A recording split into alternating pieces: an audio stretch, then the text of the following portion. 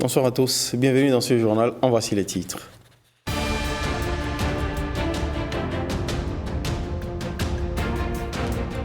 Des annonces de nouveaux projets à la zone industrielle de Glodjigbe. Les bonnes nouvelles s'enchaînent au cœur des rencontres médias de la GDIZ. L'embellie qui se tisse autour du coton béninois. L'écosystème numérique du Bénin accueille un projet à fort intérêt économique, le bi-digital, cybersécurité, finance inclusive et montée en puissance d'expertise. Ce sont les leviers à développer par le bi-digital au Bénin. Et hors du Bénin, au Nigeria, les forces de sécurité tentent de contenir des manifestations. Au Kenya, des affrontements intercommunaux font plusieurs morts. Aux États-Unis, la compagnie Boeing a du plomb dans les ailes. Bienvenue à toutes et à tous. Ravi de vous retrouver pour cette session d'information. Les bonnes nouvelles s'enchaînent à la zone économique spéciale. Face à la presse, dirigeants d'industrie et responsables de la zone industrielle de Glodjigbe partagent des projets en déploiement. Au cœur de ces annonces, les belles histoires qui se tissent autour de l'industrie du coton à la GDIZ. Benjamin Denayon, Amandine Aniambossou ont tendu l'oreille. Pour faire ce projet, il a fallu du courage politique. La zone industrielle de Glodjigbe est aujourd'hui un dispositif important de l'économie béninoise. Elle suscite assez d'engouement auprès des investisseurs. Je pense que nous avons démarré quelque chose qui est devenu un modèle que beaucoup de pays à travers le monde essaient de voir pour comprendre comment nous avons pu en arriver là. Vous savez, pour développer un pays, il faut nécessairement passer par la transformation des matières premières. Et donc, dans cette zone aujourd'hui, nous avons des industries qui s'installent et qui transforment, que ce soit le coton, les noix de cajou, le soja, le karité et d'autres matières premières. Et donc, ça suscite beaucoup d'intérêt auprès des investisseurs, ça suscite beaucoup d'intérêt auprès des décideurs de ce monde et qui, parfois, viennent visiter la zone de façon non sollicitée. Les échanges presse, une tribune pour partager avec les professionnels des médias les réalités de la GDIZ. Et pour cette première édition, la valorisation du coton au sein de la zone industrielle a retenu les attentions. Les industries qui sont dans la zone et qui transforment le coton achètent ce coton auprès des égreneurs. Et ils les transforment. Donc ce coton provient de nos champs en République du Bénin. Nous avons 3 unités intégrées de textile qui sont opérationnelles dans la zone, qui ne transforment que 12,7% de notre production. Donc ça fait 40 000 tonnes.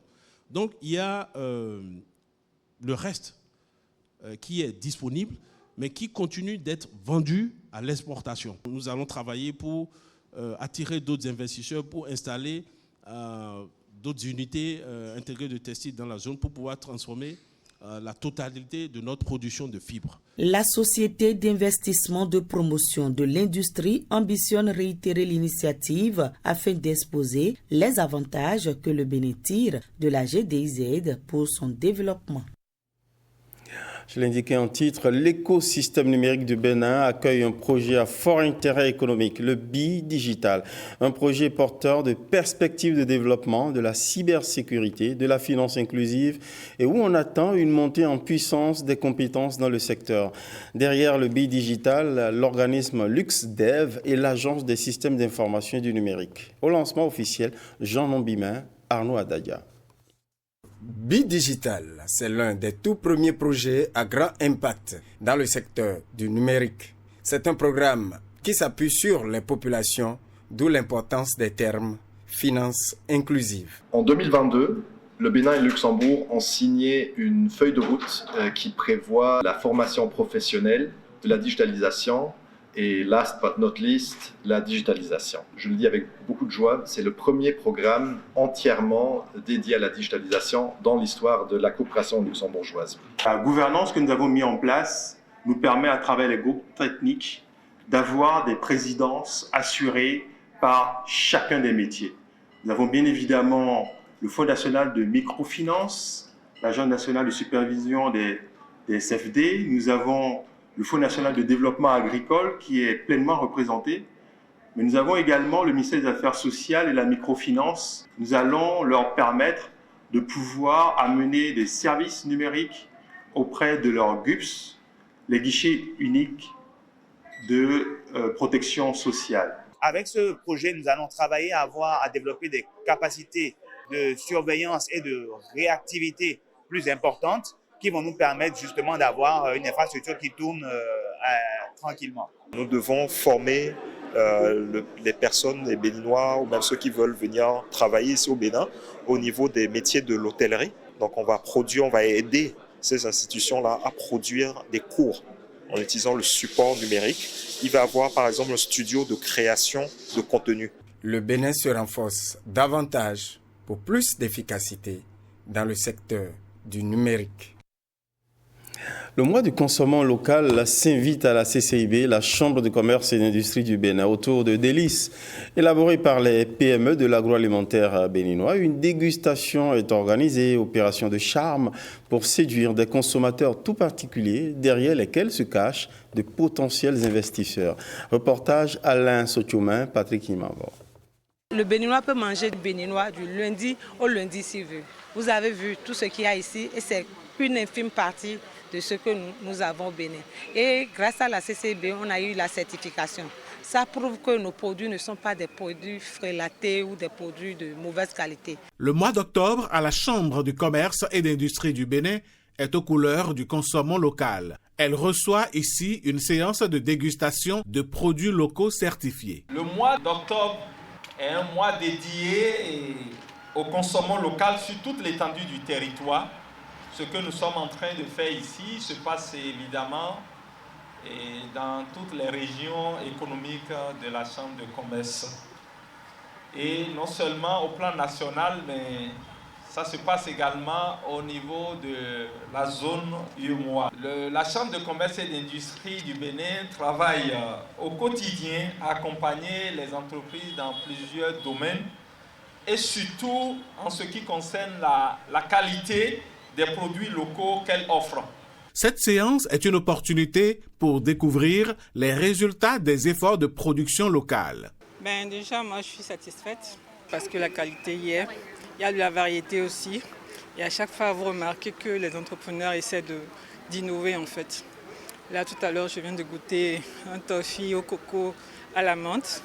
C'est une recette revisitée et c'est très intéressant. Avec du baobab au niéré également.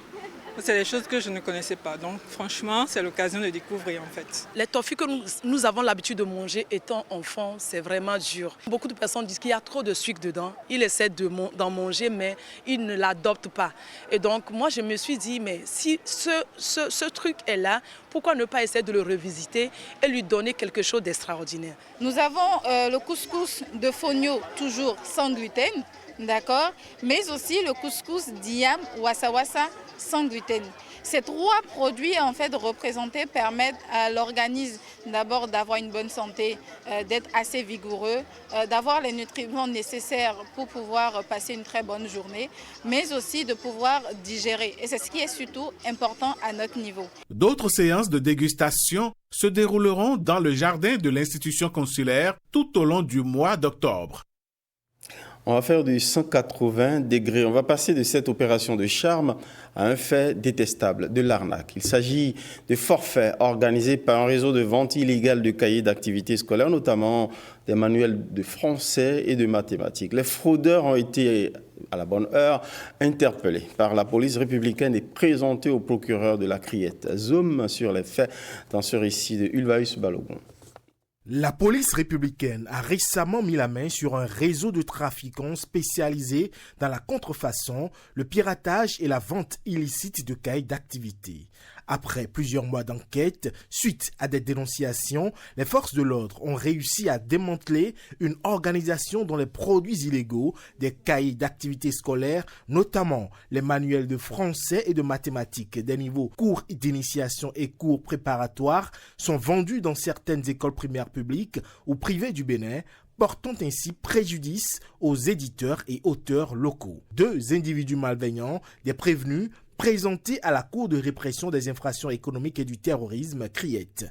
Les mises en cause sont poursuivies pour des faits de contrefaçon, de piratage et de vente illicite des cahiers d'activité. Cette interpellation marque un pas significatif dans la lutte contre le piratage et les atteintes à la propriété intellectuelle, les autorités béninoises ayant réaffirmé leur engagement à assainir le marché. D'autant d'ailleurs que selon un communiqué du ministre des Enseignements maternels et primaires Salimane Karimou, en date du 30 septembre 2024, les cahiers d'activité sont conçus, élaborés et financés par le gouvernement du Bénin à des milliards de francs CFA et mis gracieusement à la disposition des apprenants dans les écoles primaires publiques comme privées.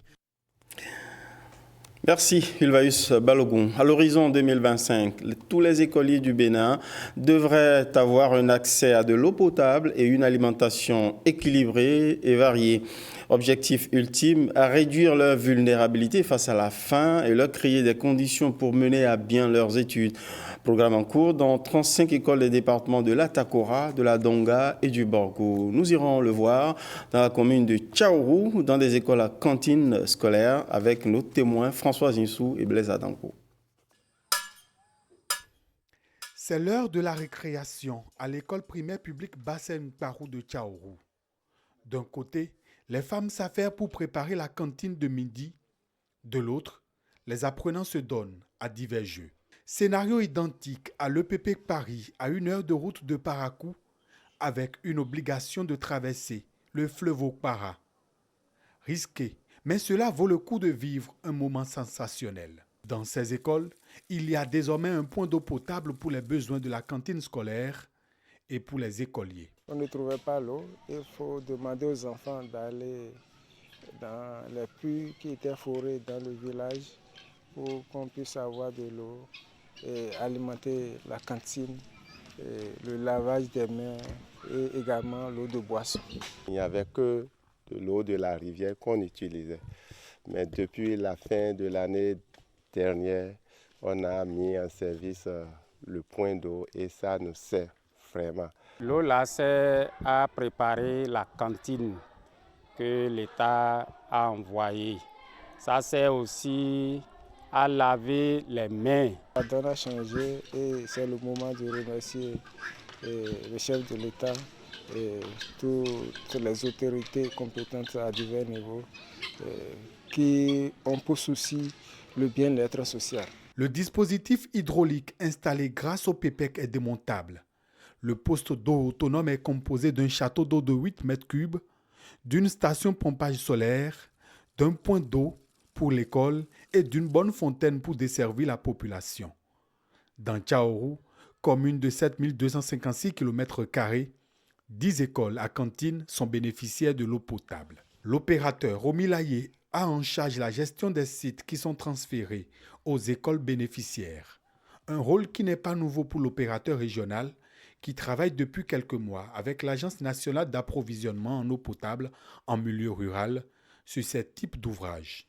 Pour ces bonnes fontaines, le prix fixé est de 15 francs le bidon de 25 litres. C'est la mairie qui se charge du paiement de l'école et de cette facture. La mairie aura ses yeux et va accompagner Romilaye pour la bonne marche, pour la réussite totale de ces ouvrages-là. Pour le compte du département du Borgou, 13 postes autonomes d'eau ont été répartis pour le compte de la deuxième phase du projet eau potable pour école à cantine. Prochaine étape, le lot 2 du PPEC. D'un satisfait à un autre, celui des maires de la vallée de l'Ouémé. Raison de leur contentement, l'évolution des travaux de bitumage de la route nationale à Kromisrété, d'Angbo à Djongbonou, Pédéport. Mais au-delà du satisfait, les maires encouragent surtout le gouvernement à enfin lancer la valorisation de la vallée de l'Ouémé. Écho avec Firmin Bassao. C'est un projet tant attendu. Le président de la République était passé ici au cours de sa tournée et a promis réaliser cette voie pour le bonheur des communautés. Et nous venons de constater que chose dite, chose faite. Donc c'est ici le lieu et le temps de remercier son Excellence le président de la République, Patrice Talon, pour avoir tenu à sa promesse. Il y a de cela 20 ans, le gouvernement précédent a fait le boutimage de la voie RN4 Missirité-Pédoport. On connaît déjà ce qui s'est passé. Mais aujourd'hui, à l'état actuel, pour l'évolution des travaux, je peux vous dire que la voie que le gouvernement de Patrice Talon est en train de réaliser sur l'RN4, c'est vraiment impeccable. C'était très compliqué pour les producteurs, puisque Bonou, c'est une commune agricole. C'était compliqué pour les producteurs de rejoindre les marchés d'écoulement. Et c'est difficile aussi à certains partenaires de la commune de venir librement et très facilement dans la commune de Bonou. Mais en l'état, quand la voie sera terminée, je pense qu'il y aura une bonne fluidité et le passage serait beaucoup plus intense au niveau de Bonou. Je voudrais, par ce canal, attirer l'attention du président de la République sur l'importance de valoriser la vallée, l'importance de donner accès à la vallée par la construction des voies. Parce que nous sommes à quelques minutes de l'Atlantique. Il y a la zone industrielle qui se réalise à Gros-Digbé là-bas. Il y a l'hôpital de référence à Calavi. Il y a le marché, le grand marché international dans Calavi. Et tout ça là, la vallée de l'Ouémé qui est purement agricole et qui doit desservir les autres départements se trouve enclavée.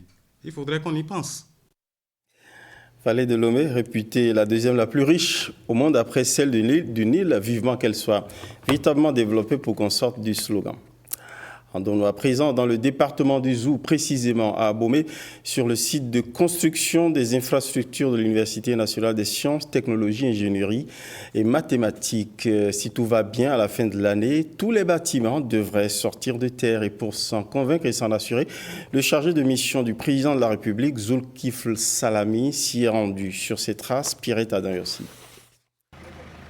Le chargé de mission du président de la République, Zulkifl Salami, sur le chantier de construction d'infrastructures modernes à l'Université nationale des sciences, technologies, ingénierie et mathématiques, UNSTIM d'Abomey. La réalisation d'un projet commence bien sûr par la mobilisation des ressources. Mais la mobilisation des ressources n'est pas la fin de l'histoire. Il faut suivre le projet sur le terrain, il faut suivre son exécution.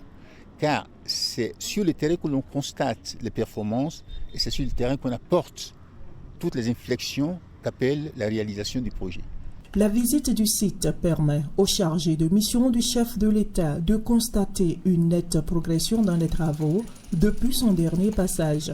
Au cœur du chantier, les agents des deux entreprises bénino-marocaines en charge des travaux travaillent avec acharnement pour rester dans le délai imparti. Fin décembre 2024. Je suis très fier de recevoir aujourd'hui dans notre site Monsieur le ministre, son Excellence le ministre d'État, avec nous. Il nous a beaucoup aidé, il nous a beaucoup conseillé. Inch'Allah, on s'est engagé avec lui de livrer le projet dans le plus bref délai et dans les qualités requises, le respect total du règlement béninois. Ce que j'ai vu au cours de cette visite est impressionnant. Les bâtiments sont là, qui émergent du sous-sol sur toutes les composantes de l'architecture du projet. C'est constitué de 3 grands bâtiments. Pour le gros œuvre, on a presque fini. Même pour le second thème, on a commencé le crépissage et la mise en place des précades. Ce que nous avons vu en effectuant le tour donne d'un lendemain meilleur, d'un lendemain promoteur pour affiner le travail. La visite donne également l'occasion aux chargés de mission de rappeler et de partager avec les acteurs impliqués le contenu de cet ambitieux projet cher au président de la République et financé par la BADEA. Le secteur éducatif n'est pas toujours un secteur facile à financer, mais le président de la BADEA, son Excellence le président Sidi Ould Taha, s'est engagé fortement aux côtés du Bénin, aux côtés du président Talon, pour que les ressources humaines soient une priorité absolue de notre coopération. Et l'évidence est là aujourd'hui. Je tiens à le remercier au nom du président et à lui rassurer que les ressources qui sont mises à notre disposition sont en train d'être utilisées de façon efficiente, de façon responsable, et à exprimer notre gratitude, nos remerciements très respectueux au chef de l'État lui-même pour une vision qui se matérialise. Cette matérialisation du projet prend en compte la construction de l'Institut national supérieur des classes préparatoires aux études d'ingénieurs INSPI, du rectorat de l'UNESTIM en R+2, d'un bloc administratif, d'un bloc pédagogique, d'une bibliothèque et d'une salle informatique.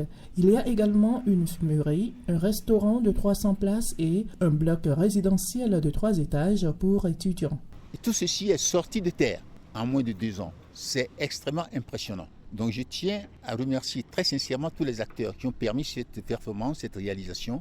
À la fin de cette année ou au début de l'année prochaine, on a la certitude que tout ceci sera terminé et que nous aurons, comme je le dis souvent, un beau bijou. Avec cette gigantesque infrastructure, l'UNESTIM fera désormais partie des établissements universitaires de référence au Bénin et dans la sous-région. Voilà donc pour le chantier des futurs bâtiments de cette Université nationale des sciences, technologies et ingénierie mathématiques d'Abomey. À présent, une actualité scientifique de cette université. 4 jours durant, des universitaires du Bénin de la sous-région ainsi que des industriels ont parcouru les possibilités de la recherche scientifique et les innovations technologiques pour le développement à travers ce colloque organisé par l'UNESTIM. Pierrette Adayorsi.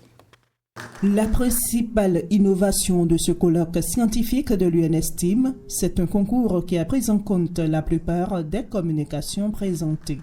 Le challenge a également porté sur des posters relatifs au thème des travaux ainsi que des innovations technologiques. Nous avions eu droit à 143 communications inscrites au départ, mais à l'arrivée, 105 ont été effectivement présentés, soit un taux de participation de 73,42%. Au niveau des posters, nous avons eu au départ 17 posters inscrits. 7 posters ont pu être présentés devant un jury, soit un taux de 41,17%. Les 3 meilleurs innovateurs technologiques, communicateurs et réalisateurs de posters sont primés. Je repars parcours avec beaucoup de joie. Je remercie également le comité d'évaluation du poster qui, une fois encore, a prouvé que l'excellence est au cœur des activités de l'UNESTIM. Je voudrais, après cette deuxième édition, exhorter à plus de travail nos camarades enseignants, nos camarades étudiants, pour que la prochaine édition qui s'annonce pour 2026 soit beaucoup plus éclatante que la deuxième. Des universitaires venus de 8 pays de la sous-région étaient aux côtés de leurs homologues du Bénin à ce colloque scientifique de l'UNESTIM. C'est avec une...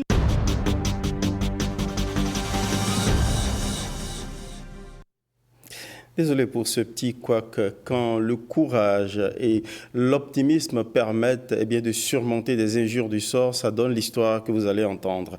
Celle de Franck Adom-Alinkpo, devenu accidentellement aveugle, qui abandonne la mécanique pour l'artisanat et l'art du tissage. Un talent sanctionné par un prix international et reconnu par le gouvernement béninois. La ministre des Affaires sociales est même allée le voir en pleine activité dans son atelier à Diefa. Alexis Kenom et Patrick Diossou nous plongent ici dans l'univers d'un artisan non-voyant, courageux, éclairé. Suivant. Du raffia, ici manié par des mains qui savent voir l'utilité de cette fibre textile fournie par un palmier de fortes tiges et de longues feuilles. Savoir voir? Non. Les 2 yeux de ces 2 mains ne voient plus du tout depuis plus d'une quinzaine d'années, suite à un accident qui a coulé la bielle du moteur visuel de ce mécanicien de formation. Bienvenue à l'atelier de Franck Art. Je m'appelle Franck Adom-Alinkpo. Je suis personne handicapée visuelle, je ne vois pas du tout. Je suis dans la commune Semenkoji, précisément à Djefa.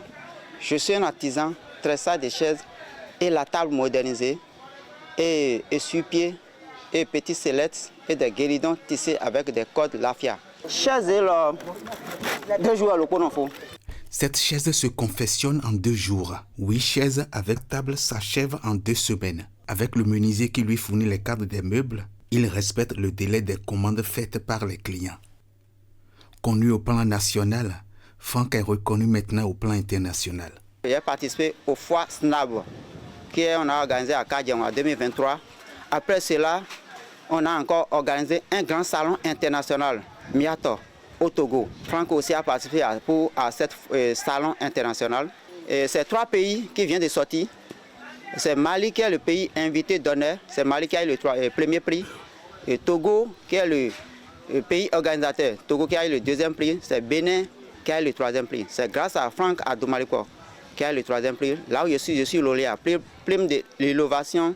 Gratitude de Franck à la ministre qui, telle Sainte Véronique essuyant le visage ensanglanté de Jésus portant sa croix, est venue essuyer les larmes de ses yeux sans vie. Je salue Madame la ministre Véronique Toinfodi qui s'occupe de l'affaire sociale. Merci Madame la ministre. Ce que j'ai vu depuis 2 ans me fait plaisir. Il nous fait honneur, il fait honneur à tout le Bénin. Et si nous sommes venus aujourd'hui dans son atelier, c'est pour voir les conditions dans lesquelles il travaille. Avec peu, il fait beaucoup, jusqu'à obtenir des prix à l'international. Et c'est la concrétisation de la vision politique forte du gouvernement du président Patrice Talon. Favoriser l'inclusion sociale des personnes handicapées, aider à améliorer leur employabilité. Gratitude de Franck au chef de l'État qui, tel Saint Patrice évangélisateur de l'Irlande, convertit ce non-voyant en une personne qui voit très loin.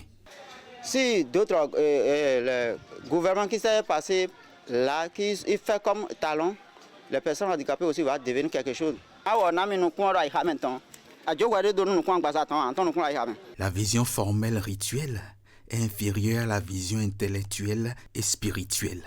Chez Franck Art, à Djefa, une localité au sud Bénin, on voit un non-voyant venir des ténèbres pour devenir artisan de raffia et artiste d'une rafale de rire. Celui qui ne voit pas, il voit que comment le pays est maintenant, ça va. Et ceux qui voient là disent que le pays ne va pas. Pourquoi?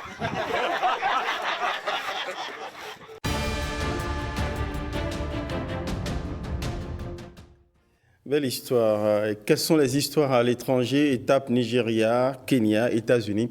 Ce sont les étapes du récit de Aïlo Djouamoussou et Sintiche Kempo. Les forces de sécurité nigérianes se sont déployées dans les principales villes du pays pour cadrer les manifestations prévues jeudi contre la crise du coût de la vie et la mauvaise gouvernance dont les autorités craignent qu'elle ne dégénère en violence. Le gouvernement s'est dit ouvert au dialogue. Après avoir pris fonction il y a plus d'1 an, le président Bola Tinubu a rapidement supprimé certaines subventions sur les carburants, dévalué la monnaie naira et augmenté les tarifs de l'électricité. Mesures qui ont fait grimper l'inflation à plus de 34%, érodant ainsi les revenus. Les Nigérians sont également confrontés à une insécurité généralisée qui a mis à mal le secteur agricole. Inspirés par les manifestations kenyanes, les Nigérians se mobilisent en ligne pour exiger entre autres le rétablissement des subventions à l'essence et à l'électricité, la gratuité de l'enseignement primaire et secondaire et la fin de l'insécurité.